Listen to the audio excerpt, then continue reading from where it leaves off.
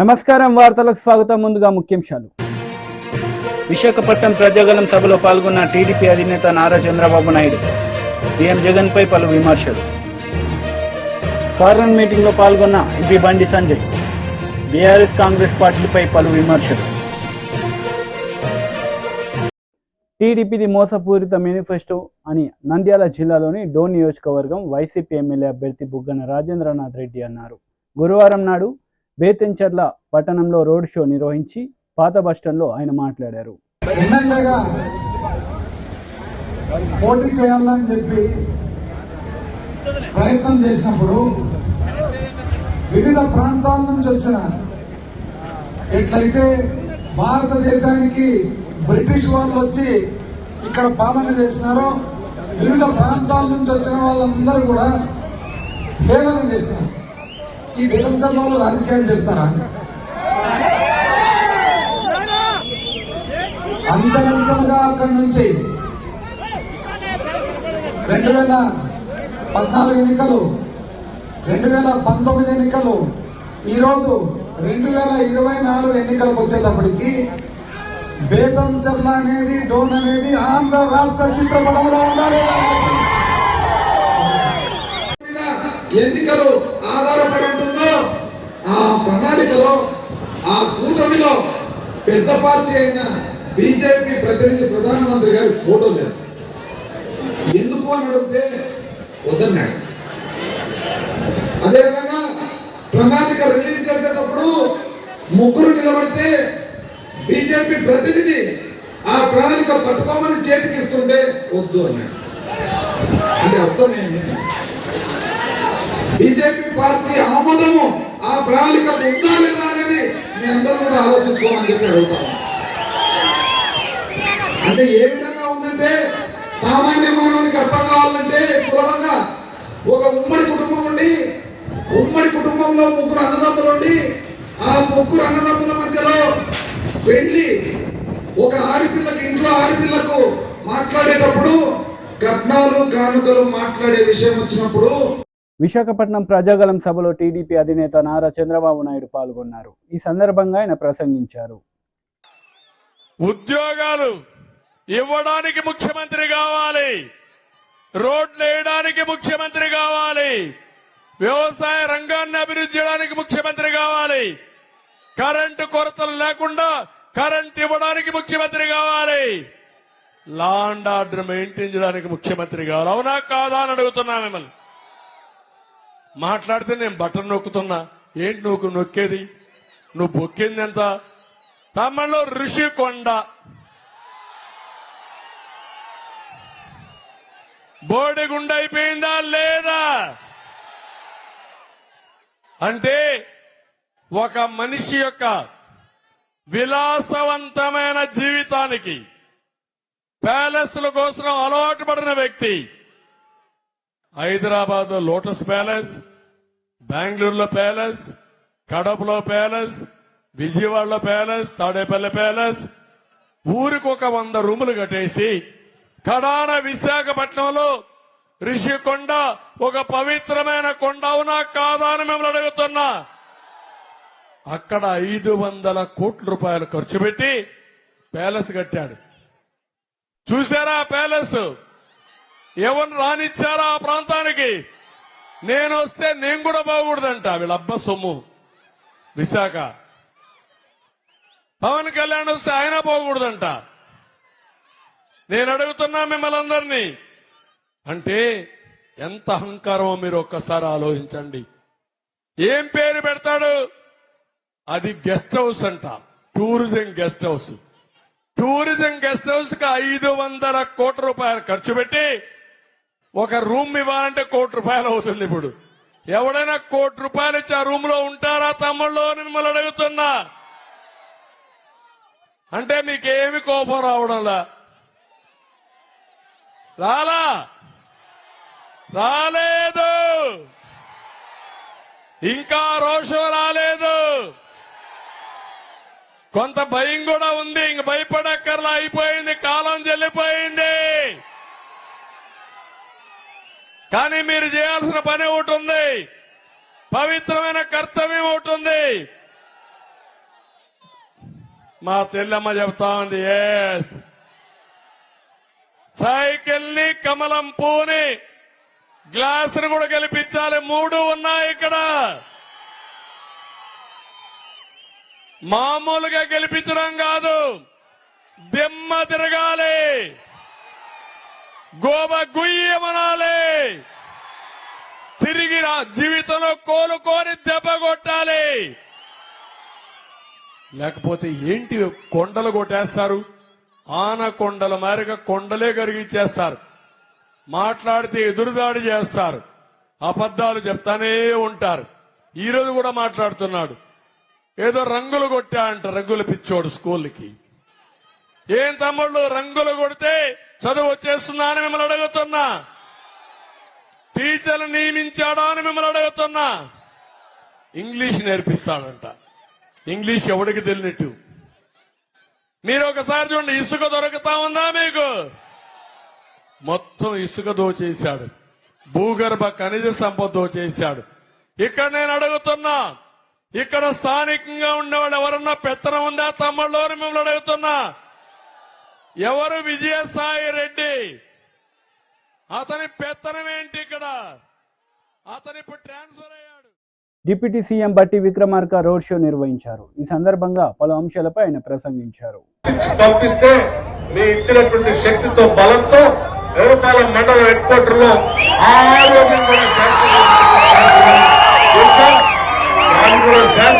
త్వరలోని దారి పనులు కూడా మొదలు పెడతాం. అట్లాగే ఎరుపాలెం మండలానికి సంబంధించి ఇక్కడ చదువుకుంటున్నటువంటి విద్యార్థులు చాలా పెద్ద ఎత్తున ఉన్నటువంటి పరిస్థితిని గమనించి ఈ ప్రాంతంలోనే ఇక్కడే స్థానికంగా ఒక 20-25 ఎకరాల్లో ఒక ఇంటిగ్రేటెడ్ స్కూల్ కూడా కట్టించి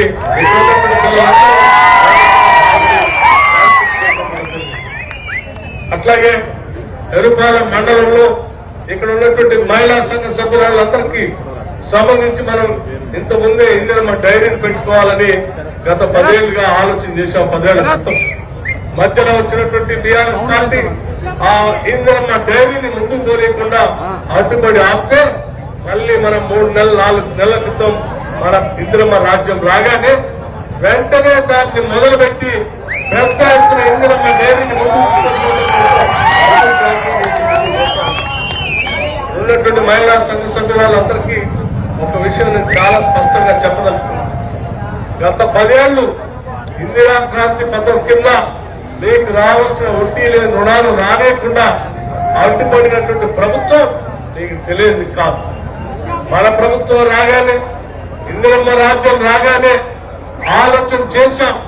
ఈ రాష్ట్రంలో ఉన్నటువంటి మహిళలందరికీ కూడా ఆర్థికంగా నిలదొక్కుని పైకి ఎదగటానికి కావాల్సిన విధంగా వడ్డీ లేని రుణాన్ని తిరిగి మహిళలందరికీ ఇవ్వాలనే ఆలోచనతో మొదలుపెట్టాం. కూడా 7వ తారీఖు నాడు మనం ప్రమాణ స్వీకారం చేసిన దగ్గర నుంచి మొదలు పెడితే మన ప్రభుత్వం ఏర్పడినటువంటి 3 నెలలు కూడా వడ్డీ లేని రుణాలకు సంబంధించిన వడ్డీని 272 కోట్ల రూపాయలు లెక్క కట్టి చెక్తో సహా మహిళలకి హైదరాబాద్ లో మనం పెట్టించాం. కేవలం 3-4 నెలలకు సంబంధించింది కాదు, మరి సంవత్సరానికి మేమందరం ఆలోచన చేశాం. సంవత్సరానికి 20,000 కోట్ల రూపాయలు, సంవత్సరానికి 20,000 కోట్ల రూపాయలు మహిళా సంఘ సభ్యురాలకి, డ్వాక్రా సంఘాలకు వడ్డీ లేని రుణాలు ఇవ్వాలని చెప్పింది మన రాజ్యం ఆలోచన చేస్తాం. అంటే 5 సంవత్సరాల్లో 1,00,000 కోట్లు ఈ రాష్ట్రంలో మహిళలకు వడ్డీ లేని రుణాలు ఇచ్చి ఆ వడ్డీలన్నీ రాష్ట్ర ఇది మహిళల కోసం మనం ఆలోచన. నిరుద్యోగ యువకుల కోసం మనం ఇప్పటికే 30,000 ఉద్యోగాలు ఇచ్చాం. పబ్లిక్ సర్వీస్ కమిషన్ ని ప్రక్షాళన చేసుకున్నాం. ఉద్యోగ అవకాశాలు వచ్చేటట్టుగా జాబ్ క్యాలెండర్ కూడా ప్రకటించాం.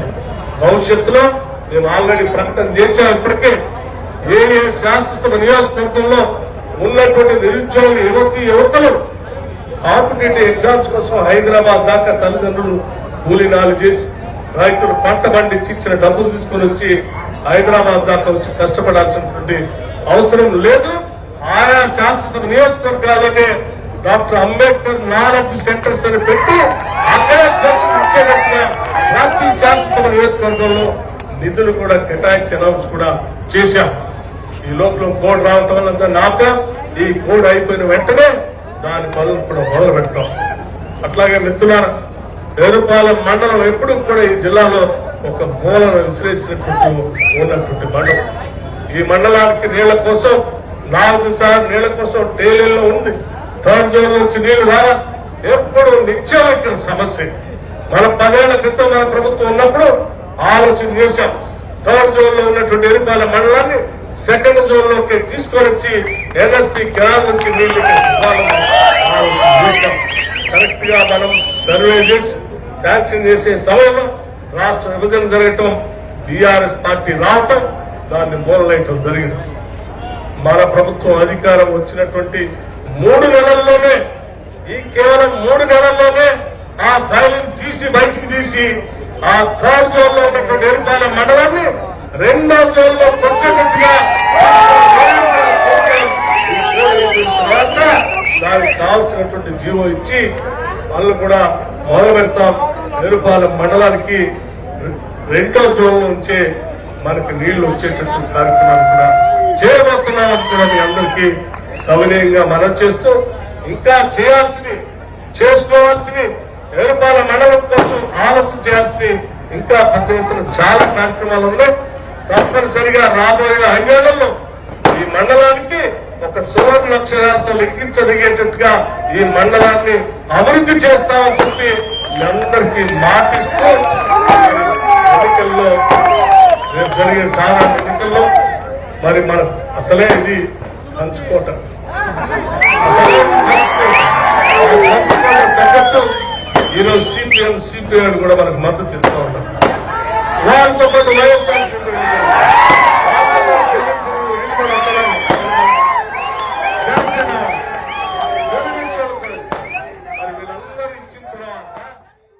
ఏపీ ప్రభుత్వ సలహాదారు సజ్జల రామకృష్ణారెడ్డి మీడియా సమావేశం నిర్వహించారు. ఈ సందర్భంగా ఆయన మాట్లాడారు. అభివృద్ధి లేదు, సంక్షేమం ఉంటే అప్పులు చేసి రాష్ట్రాన్ని ముంచేసినారు. ఒక్కోసారి అది ఏమీ లేదంటారు, లేదా సంక్షేమం కోసం రాష్ట్రాన్ని అప్పుల పాలు చేశారని ఇంకోసారి. చంద్రబాబు నాయుడు గాని, ఆయన అధ్యక్షుడుగా ఉన్న ఆ పార్టీ తెలుగుదేశం పార్టీ గాని, ఆయన మిత్రులు గాని ఇంతకాలం చెప్తూ వచ్చారు. సో దాని కల్మినేషన్ పరాకాష్ట ఎన్నికల ప్రచారం అయిపోయింది. మా వైపు నుంచి మా నాయకుడు జగన్మోహన్ రెడ్డి గారు గత 2 నెలలుగా దాదాపు రాష్ట్రమంతా పర్యటిస్తూ ఏం చేశారు చెప్తూ, మీకు మంచి జరిగి ఉంటేనే, జరిగిందని భావిస్తేనే మళ్ళీ మీ దీవెనలు ఇవ్వండి అని ఆయన అడుగుతున్నారు. అటువైపు వాళ్ళు విడివిడిగా మొదలుపెట్టి ఇద్దరు ఒకటై మళ్ళీ ముగ్గురు ఒకటై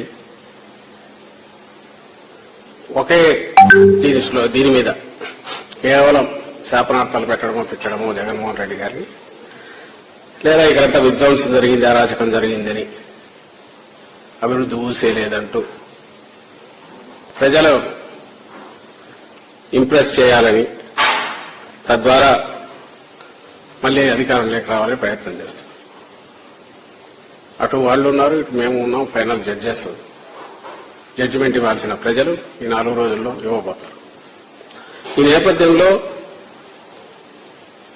ఈ 5 ఏళ్లలో ఏం చేశామని ఒక్కసారి చూసుకుంటే, వైఎస్ఆర్సీపీ పాలనకు సంబంధించి వాళ్ళు పాయింట్అవుట్ చేయడమే అటుంచి చాలా మంది అమాయకంగా కానీ, ఆలోచనా పరులు కూడా, లేదా ఈ ప్రచారం నమ్మడం ద్వారా కానీ దుష్ప్రచారం ఏదైతే జరుగుతుంది, రాష్ట్రంలో అభివృద్ధి అనేది లేనే లేదు, ఎలాంటి అభివృద్ధి లేకుండా కేవలం సంక్షేమం మీదే జగన్మోహన్ రెడ్డి గారు దృష్టి పెట్టినందువల్ల రాష్ట్రం నడక కుంటుబడింది అని కూడా భావించే వాళ్ళు కూడా ఉన్నారు. అలాంటి వాళ్ళందరికీ చెప్తూనే ఉన్నా, ఎన్నిసార్లు చెప్పినా, ఎక్స్ప్లెయిన్ చేసినా, చూపించినా, ఈవెన్ బయట నుంచి వచ్చిన మీడియా వాళ్ళు కానీ వాళ్ళు కూడా అదే దృష్టితో అడుగుతుంటారు. మా పార్టీ వాళ్ళు కానీ మేము కానీ చెప్తూనే ఉన్నాం, ఇప్పుడు జరుగుతున్నది డెవలప్మెంట్ కాకుండా ఎట్లా పోతుందని. దాని మీద అయినా సరే ఆ వర్షన్ సరిగా ఇది లేకపోవడము, లేక అప్పటికే ఒక ఒపీనియన్ వచ్చినందువలను దాని గురించి పూర్తిగా అవగాహన లేమి కనపడుతుంది ఇప్పుడు రాష్ట్రంలో కొన్ని సెక్షన్స్ లో. డెవలప్మెంట్ అంటే ఏదో 2 బిల్డింగ్లో ఒక 2 బిల్డింగ్లో కాదు, ఎంటైర్ రాష్ట్రం ఒక బూస్టర్ డోస్ ఇచ్చినట్టుగా ఏ రకంగా అభివృద్ధి పదాన పోతోంది అన్నప్పుడు అభివృద్ధి నిర్వచనం ఏది, ఇవి అకాడమిక్ డిస్కషన్లు కూడా జరుగుతుంటాయి. కానీ నేను వాటి జోలికి పోదలుచుకోలేదు. మన జీవితాల్లో మార్పు వచ్చిందా లేదా, ఆ మార్పు మన కాళ్ల మీద మనం నిలబడేట్టు చేస్తుందా లేదా, ఇది కాక ఇంకా రియల్ డెవలప్మెంట్ వీళ్ళు అనుకుంటున్న డెవలప్మెంట్ కూడా జరుగుతుందా. కార్నర్ మీటింగ్ లో ఎంపీ బండి సంజయ్ పాల్గొన్నారు. ఈ సందర్భంగా పలు అంశాలపై ఆయన మాట్లాడారు. సమర్థించే వాళ్ళు ఎవరైనా కూడా, రాముని గుడి కావాలనుకున్న వారు ఎవరైనా కూడా ఇలా ఏ పార్టీకి ఓటేయాలో ఒక్కసారి ఆలోచించండి. మీకు భారతీయ జనతా పార్టీ కావాలన్నా, లేకుంటే రాముని వ్యతిరేకించే కాంగ్రెస్ బీఆర్ఎస్ కావాలన్నా ఒక్కసారి మీరు ఆలోచించాల్సిందిగా మీ అందరికీ విజ్ఞప్తి చేస్తున్నా. ఇలా దయచేసి 13వ తారీఖు ఎన్నికలు. ఎప్పుడు ఎన్నికలు? ఎప్పుడన్నా ఈ నెల 13 వచ్చే నెల 13 కాదన్నా. మీరు పోయి ఓటు వేస్తారా? ఆ రోజు ఎండ కొడుతుంది, ఓటు వేస్తారా? ఆ రోజు వర్షం పడుతుంది, ఓటు వేస్తారా? పక్కా వేస్తారు కదా. పొద్దున్నే పోయి ఓటు వేయాలక్క. ఓటు వేయకుండా తప్పు చేసాడు, ఓటు వేయకుండా తప్పు చేసాడు. అవునా కాదా? పొద్దున్న పోయి పెళ్లి పోతారు అప్పుడప్పుడు మంచిగా తయారై పోయి మన సీరియల్ నెంబర్ ఎంత పైకి లేదు బట్టి ఎంత బ్యాలెట్ లో ఈవీఎం లో నెంబర్ 1 గెలిచేది మనమే కదా. పక్క డౌట్ ఏం లేదు కదా. కాంగ్రెస్ వాళ్ళకే డౌట్ లేదా, బీఆర్ఎస్ వాళ్ళకే డౌట్ లేదా, మనకెందుకుంటుంది కదా డౌట్. అవునా కదా? పువ్వు గుర్తు ఏ గుర్తు అన్నది? ఏ గుర్తు? నరేంద్ర మోడీ గారు ప్రధానమంత్రి కావాలన్నా వద్దా? ఒక్కసారి కళ్ళు మూసుకొని ఆలోచించారన్నా. నరేంద్ర మోడీ గారు ప్రధానమంత్రి కాకుంటే బతుకుతాం మనం? బతుకుతావా? ఇలా రాష్ట్ర ముఖ్యమంత్రి ఇప్పుడు అబ్బో జగమండి నరేంద్ర మోడీ లేకుంటే దేశం పాకిస్తాన్ వాడు కొట్టుకపోతాడు, బంగ్లాదేశ్ వాడు కొట్టుకపోతాడు, చైనా వాడు కొట్టుకపోతాడు. నరేంద్ర మోడీ లేకుంటే ఈ దేశం ఉండదు. నరేంద్ర మోడీ లేకుంటే ఈ దేశంలో పేదోళ్ళు బతకరు, మనం బతకం. కాబట్టి ఇవి దేశానికి సంబంధించిన ఎన్నికలు. మన ప్రధానమంత్రి అభ్యర్థి ఎవరు? మరి ఎవరు ఓటేస్తున్నాం మనం? ఎవరు ఓటేస్తున్నాం? దేశ ప్రధాని నుంచి ఓటేస్తున్నామా లేదా? మరి మన ప్రధానమంత్రి అభ్యర్థమో నరేంద్ర మోడీ? మరి కాంగ్రెస్ పార్టీ ప్రధానమంత్రి అభ్యర్థి ఎవరే? మరి ఎవరు కోటేయాలి? ఇప్పుడు నేనేమంటున్నానంటే, అరే మా నరేంద్ర మోడీ దేశాన్ని రక్షిస్తాడు, దేశాన్ని అభివృద్ధి చేస్తాడు, ఈ దేశంలో పేదల గురించి ఆలోచిస్తాడు, అందుకే మా నరేంద్ర మోడీకి ఓటేయాలని మేమంటున్నాం. మరి కాంగ్రెస్ వాళ్ళ దానిలో దేశాన్ని కాపాడే నాయకులు లేడు, దేశాన్ని అభివృద్ధి చేసే నాయకులు లేడు, దేశంలో పేదల గురించి ఆలోచించే నాయకుడే లేడు. మరి ఆ పార్టీకి ఎట్లా ఓట్లేస్తామో ఒక్కసారి ఆలోచించండి. అరే దేశ ప్రధాని నిర్ణయించే ఎన్నికల్లో ప్రధానమంత్రి అభ్యర్థి మీకు లేకుంటే ఎవరు ఒకరు చూసి ఓటేయమంటారో కాంగ్రెస్ పార్టీ నాయకులు చెప్పాలి. కాబట్టి దయచేసి ఆలోచించండి. ఇలా 3 అభ్యర్థులను పోటీ చేస్తున్నాం. ఏ అభ్యర్థి ఇలా మీకోసం కొట్లాడతాడు, భవిష్యత్తులో కూడా మీకోసం కొట్లాడతాడు, లాఠీ దెబ్బలు తినడానికి సిద్ధమవుతాడు, కేసులు భరించడానికి సిద్ధమవుతాడు, జైలుకు పోవడానికి సిద్ధమవుతాడు.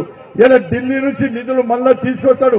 ఢిల్లీలో బీజేపీ ప్రభుత్వం ఏర్పడితే ఇంకా ఎక్కువ నిధులు తీసుకొస్తాడో ఒక్కసారి ఆలోచించండి. కాంగ్రెస్ పార్టీకి ఓటేస్తే ఢిల్లీలో ప్రభుత్వం రాదు, అది గల్లీలో ఉండదు. ఈ గల్లీలో ఉంది కాబట్టి ఢిల్లీలో లేదు. ఇలా బీఆర్ఎస్ పార్టీ నా ఘర్కా నా ఘాట్కా ఇక్కడ లేదు, అక్కడ లేదు. కాబట్టి ఢిల్లీలో ఏర్పడబోయే నరేంద్ర మోడీ ప్రభుత్వానికి మీరు ఓటేయాలంటే, నరేంద్ర మోడీ గారిని ప్రధానమంత్రి చేయాలంటే మీరు నాకు ఓటేస్తే నేను పోయి నరేంద్ర మోడీ గారికి ఓటేస్తా. కాంగ్రెస్ పార్టీకి ఓటేస్తే అది పోయి మూసి నెల పడ్డట్టే. ఇక బీఆర్ఎస్ పార్టీకి ఎట్లా ఓటేయరు. కాబట్టి దయచేసి ఆలోచించండి. అలా మీ అమూల్యమైన ఓటును ఇలా బండి సంజయ్ నరేంద్ర మోడీ గారి కమలం పువ్వు గుర్తు సీరియల్ నెంబర్ 1 మీద ఓటేసి మీరందరూ గెలిపించాల్సిందిగా. ఇక్కడ ఉన్న ఓట్లే సరిపోవన్నా, ఇక్కడ ఉన్న ఓట్లే సరిపోవు. ఇలా మీతో పాటు మీ కుటుంబ సభ్యుల ఓట్లు, మీ బంధుమిత్రుల ఓట్లన్నీ దయచేసి ఏం ప్రయత్నం చేయండి. ఉస్నాబాద్ లో బీజేపీ దమ్మెందో చూపట్టాల కార్యకర్తలు ఇలా ఉస్నాబాద్ ప్రజలు 6 గ్యారెంటీలు అమలు చేయకుంటే బిడ్డ నీకు ఏ విధంగా గుణపాఠం కాంగ్రెస్ పార్టీలో చెప్పాలో గుణపాఠం చెప్పడానికి మీ 6 గ్యారెంటీల్లో మోసం చేసిన వ్యక్తుల గుణపాఠం చెప్పాలంటే 13వ తారీఖు జరిగే ఎన్నికల్లో పువ్వు గుర్తు మీద మండలి మాజీ చైర్మన్ ఎంపీ షరీఫ్ మీడియా సమావేశం నిర్వహించారు. ఈ సందర్భంగా పలు అంశాలపై ఆయన మాట్లాడారు. లొంగి మసీదు కమిటీ వారు మరి డైరెక్ట్గా బహిరంగంగా నమాజు సమయంలో, మరి ముఖ్యంగా శుక్రవారం పూట నమాజ్ సమయంలో వైఎస్ఆర్సీపీకి ఓటేయమని అడుగుతున్నారు, చెబుతున్నారు అనే విషయం మా దృష్టికి వచ్చింది. దీన్ని మేము తీవ్రంగా అభ్యంతకరాన్ని వ్యక్తం చేస్తున్నాం. రాజకీయ విషయాలు మరి ఈనాడు మసీదులో మాట్లాడకూడదు.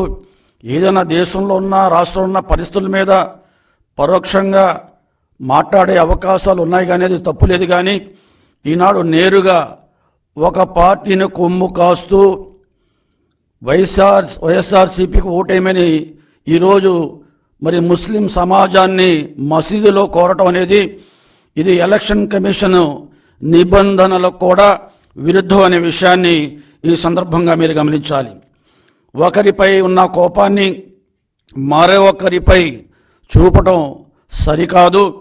ఈనాడు తెలుగుదేశం పార్టీ ఒక లౌకిక పార్టీ, మత సామరస్యాన్ని కాపాడిన పార్టీ, ముస్లింల సంక్షేమానికి కట్టుబడి ఉన్న పార్టీ అని ఈ సందర్భంగా మనం చేస్తున్నా. ముఖ్యంగా ఈనాడు తెలుగుదేశం పార్టీకి ఓటేస్తే బీజేపీకి ఓటేసినట్లుగా ప్రచారం చేస్తున్నారు. 4% రిజర్వేషన్ రద్దవుతుందని అసత్య ప్రచారాలు చేస్తున్నారు. ఒకసారి ముస్లిం సోదరులు గమనించాలి, ఈ 4% రిజర్వేషన్ అనేది రాష్ట్రానికి సంబంధించిన అంశం. అది కాకుండా ఈనాడు సుప్రీం కోర్టు పరిధిలో ఉన్న ఈ మ్యాటరు, ఈ సబ్జెక్టు ఎవరు కూడా దీనిలో కలగజేసుకోలేరు. సుప్రీంకోర్టు తీర్పు వచ్చేంత వరకు దీని మీద ఎవరు కూడా చర్యలు తీసుకునే అవకాశం ఉండదు, రద్దు చేసే సమస్య ఉండదు.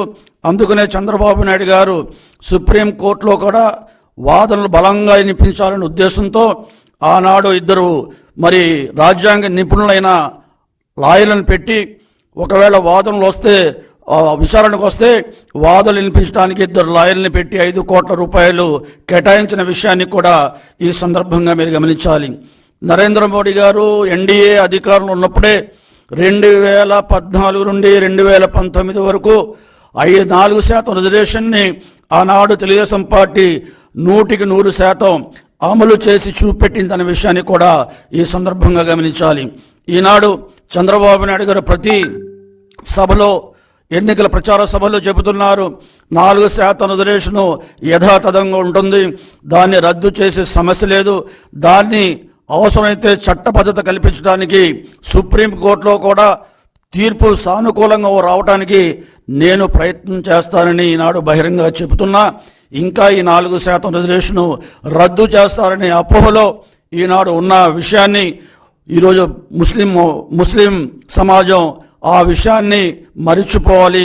తెలుగుదేశం పార్టీ రద్దు చేయబోదనే విషయాన్ని ఈ సందర్భంగా మీకు మనవి చేస్తున్నా. ఈనాడు 5 సంవత్సరాలుగా బీజేపీతో ఎన్డీఏతో అంటకాకిన జగన్మోహన్ రెడ్డి గారు తన కేసుల్లో ఎక్కడ అరెస్టు చేస్తారో అనే భయంతో ఈ రాష్ట్ర అవసరాలని పూర్తిగా ఎన్డీఏకి తాకట్టు పెట్టి ఈరోజు జగన్మోహన్ రెడ్డి గారు మరి ఎన్డీఏకి తొత్తుగా మారిన విషయం అందరికీ తెలిసిందనే విషయాన్ని ఈ సందర్భంగా మనం చేస్తున్నా. కశ్మీర్కు సంబంధించిన 370 ఆర్టికల్ రద్దు విషయంలో కానీ, త్రిపుల్ తలాఖ్ మరి చట్టాన్ని చేసే విషయంలో కానీ, సిఏఏ చట్టం చేసేటప్పుడు మరి ఈ జగన్మోహన్ రెడ్డి గారికి సంబంధించిన 22 మంది పార్లమెంట్ సభ్యులు లోక్సభలో, 8 మంది రాజ్యసభ సభ్యులు బలపరిచిన విషయాన్ని ముస్లిం సమాజం మర్చిపోద్దని ఈ సందర్భంగా మనవి చేస్తున్నాను. ఈనాడు ఎన్ఆర్సీ చట్టం కాలేదు, అయినా కూడా భయపెట్టేస్తున్నారు. ఈరోజు తెలుగుదేశం పార్టీని మీరు కనుక ఎన్నుకుంటే రేపు ఎన్ఆర్సీ అమలు చేస్తారంటున్నారు. ఎన్ఆర్సీ చట్టం అసలు పార్లమెంట్లో మరి పార్లమెంట్లో ప్రవేశపెట్టలేదు, అది చట్టం కాలేదు. ఒకవేళ రేపు చట్టం అయినా సరే ఈ ఎన్ఆర్సీ మూలంగా ముస్లిం సమాజానికి పౌరసత్వం విషయంలో ముస్లింలకు ఎక్కడా ధోకా లేకుండా, వాళ్ళకి ఇబ్బంది లేకుండా చూసుకునే బాధ్యత ఈనాడు చంద్రబాబు నాయుడు గారు వహిస్తారనే విషయాన్ని కూడా ఈ సందర్భంగా మీరు గమనించవలసిందిగా మనం చేస్తున్నాం. ఈనాడు మరి బీజేపీని బూచీగా చూపెడుతున్నారు, కేవలం ఎన్నికల్లో పొత్తు పెట్టుకునే దాన్ని బూచీగా చూపెడుతున్నారు. 5 సంవత్సరాలుగా బీజేపీతో అంటగా. వార్తలు ముగించే ముందు ముఖ్యాంశాలు మరోసారి. విశాఖపట్నం ప్రజాగలం సభలో పాల్గొన్న టీడీపీ అధినేత నారా చంద్రబాబు నాయుడు. సీఎం జగన్ పై పలు విమర్శలు. కార్నర్ మీటింగ్ లో పాల్గొన్న ఎంపీ బండి సంజయ్. బీఆర్ఎస్ కాంగ్రెస్ పార్టీలపై పలు విమర్శలు. ఈ వార్తలు ఇంతటితో సమాప్తం. తిరిగి ప్రసారమయ్యే వార్తలు మళ్ళీ కలుద్దాం. అంతవరకు సెలవు. నమస్తే.